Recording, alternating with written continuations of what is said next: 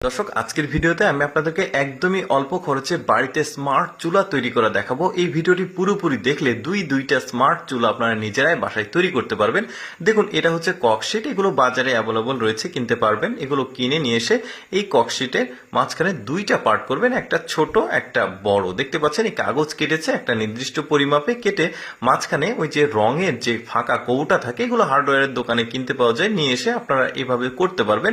কিভাবে তৈরি করছে আপনারা যদি একটু মনোযোগ সহকারে দেখেন তাহলে আমার বর্ণনা দেওয়ার এতটাও প্রয়োজন হবে না।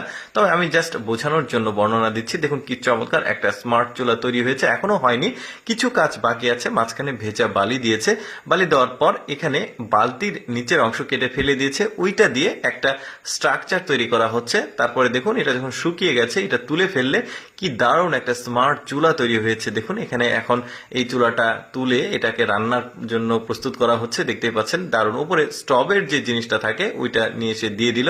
দেখুন কি চমৎকার এখানে রান্না হচ্ছে।